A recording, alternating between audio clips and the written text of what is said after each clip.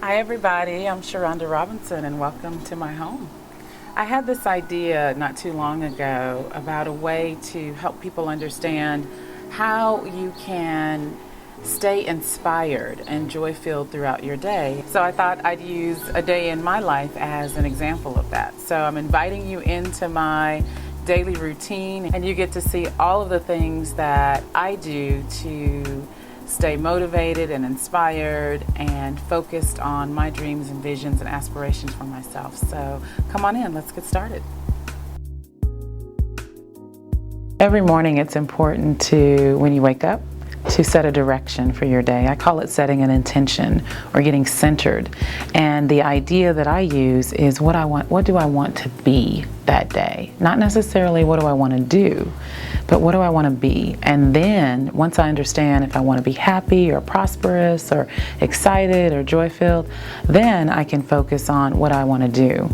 Every day, that day is going to happen, no matter what. And when I set my intention, then I have a little bit more direction and guidance for how I want to show up in the world. So part of my morning routine is to work out because it's really important for me in terms of my stress level and my overall well-being to get that energy going in the morning and to exercise my body. I also have a weight reduction goal that I've been working on for the last 6 weeks or so. So a really good workout is good for my waistline. I'm on my way over to where I go work out with my trainer, and I've got about 20 minutes of drive time. So I spend that time really using it to lift my spirits, and one of the best ways for me is to play some of my favorite music. And so if you see me driving down the freeway singing at the top of my lungs, then that's part of my morning ritual. There is a power, a presence, one life of all, and no other power can exist outside of the infinite.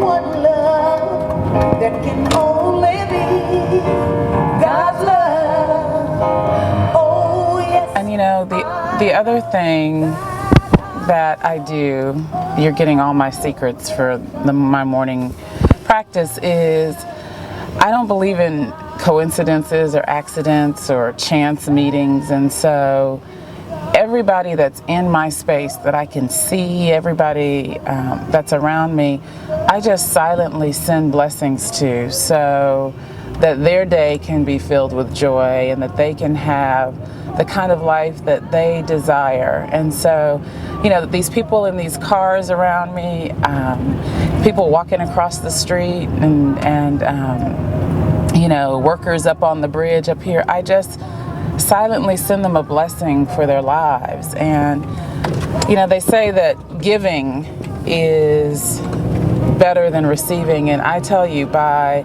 the time I get out of my car in the morning for my workout, I'm ready to work out. The sun is bright this morning because I've given to hundreds of people that I don't even know, and I know that power that allows me to give is in their lives also and is supporting them and moving forward. So just a little practice that I do, and I've been doing it for a couple of years and haven't stopped yet.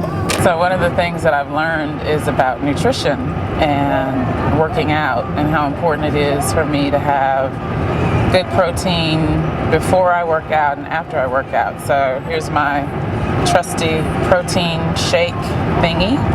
And this morning I'm enjoying a vanilla shake. But there's so many people who know so much more than me, and what I'm really learning to value as I get older is the ability to just listen and to be open and to set aside whatever notions I may have about what I've studied or what I've learned, and really hear what people have to say and then incorporate what I want into my life. So having a morning protein shake is part of that, listening and incorporating what I've learned into my life, and I like it.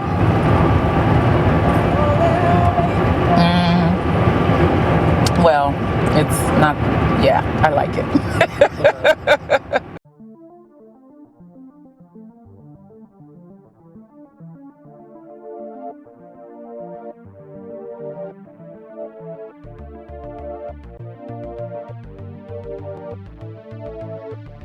So this is Andre, my trainer, and he's known as the gravity killer, you know, because as we get older women, right, we have issues with gravity, and Andre helps to bring it all back up. So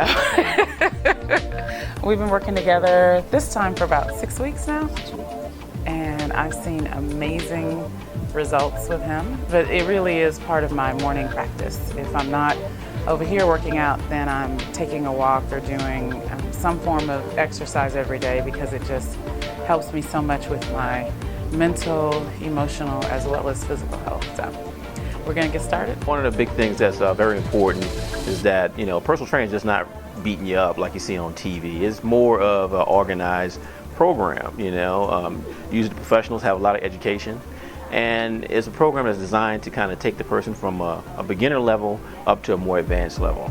So by having somebody that can kind of motivate you, you know, make it fun, as well as continue to progress that person, then you'll see a lot of results, you know, in a shorter period of time. You know, most people go to the gym and don't really know how to work out, and they're in there for a year or 2 years not getting the same results. So you work with somebody that's a professional, you know, you'll get you get more results in less time, 6 weeks, or, you know, actually 30 days faster than what you normally do on your own. Okay, we starting out with a warm-up, of course. And you said you warmed up enough. Okay. You know, one of the things I wanted to review with you, and I know a lot of women have concerns about, is resistance training. Yes. A big key in your success was the actual resistance training component. The strength, the weights. That's right. And what it does is it basically increase your muscle tone, increase your metabolism, so as a result, your body fat percentage goes down. A lot of times, we had an incident where we got on the scale. I don't want to talk about that. We got on the scale, and you were kind of upset about it, right? Yes. Oh, yes. Yes. But 5 minutes earlier, you told me you were down a few dress sizes. But then when you stepped on the scale, you was like, well, the scale's not going down. Right.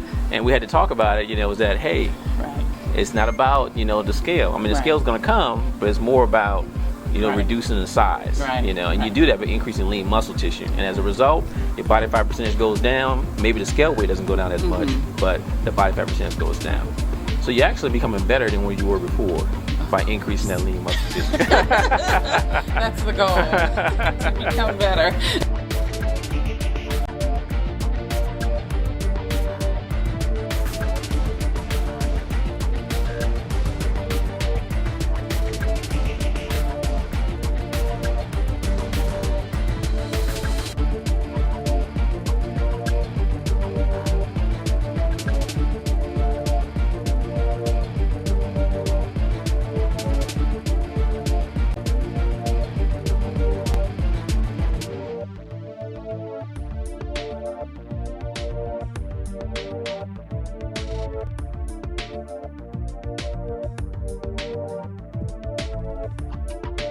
Now we're using some resistance bands.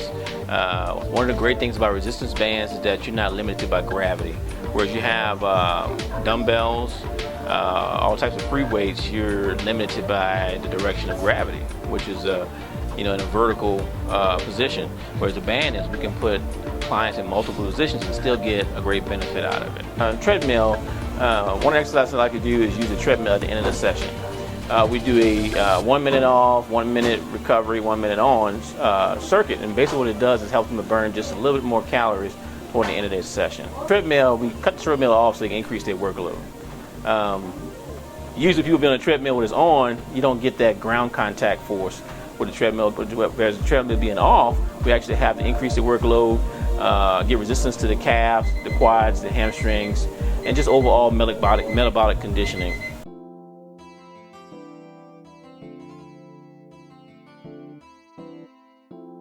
So before any video work that I do, I have my makeup done because I always want to present a really good face, literally. But I think for me, it's a lot deeper than that. It's really important for each person to see themselves as beautiful and to display that. And it's not an outside attribute, don't you think? It comes from the inside. So, you know, I have struggled with the idea of myself for most of my life as a beautiful person because I thought it had everything to do with what my exterior looked like, what my body looked like, what my face looked like. And it took a lot of work to see inside of me that there's something beautiful. And once I saw it, that beauty inside of me, I was able to see it in everybody else. So the idea of beauty for me has transformed from a physical representation to an actual energy or how I carry myself or sense of awareness. But I do like false eyelashes. I think that beauty is important because women feel confident when they like what they see when they look in the mirror. And then that confidence carries them through the events of the day. And women wear so many hats these days. They need to know that they have a great look that's going to carry them from the classroom to the boardroom to the bedroom. So, Candy, talk to me about what beauty is to you. Is it what it encompasses? I know that you're a makeup artist, so you do this for a living. You enhance the physical, but is that what beauty is about for you? What is it about for you? I think for me, beauty is about seeing a woman that, or a person that stands confident, holds their head up high, smiles. When people speak to them, they look them in the eye. I see beauty in everything. I am a makeup artist, and I do find that we all have features we don't like. We all have features we love. And a lot of times if you can take the feature that you don't like and you can turn it into a positive and make it something that's unique about yourself, that's unique beauty. Yes. Oh, that's beautiful. I love that. I hadn't heard that said that way. So, and really I think that's what life is about, taking what may be your biggest fear or your biggest worry or your story of shame and turning it into something that works for you. Yeah, that is a positive, because what I find is that that's where all the energy is, that's where all your power is, that's where all your passion is. It's locked inside of or behind that blemish or that, you know, block. So I like the way you said that. I remember the first time I had my makeup done by a professional. She worked for a modeling company, and she applied the makeup so that it removed all of my freckles. And up until that point, I had a very low opinion of having freckles because nobody around me had them. You know, nobody in my family had freckles, and in my community, I didn't see black women with freckles or black girls with freckles, and so I felt really different and really ugly, and I would get teased all the time about, you know, having spots on my face.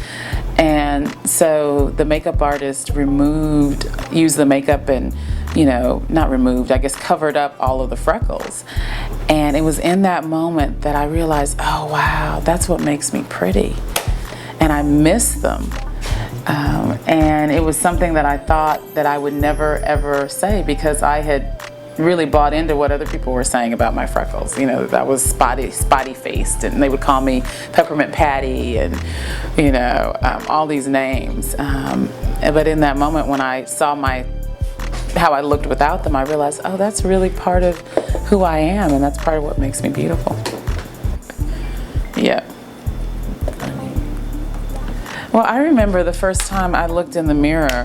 You know, I've been doing this self-help work, and one of the things that I read about and had heard at a workshop was that you need to look in the mirror and tell yourself that you love yourself. And so one day I finally got the courage to do that.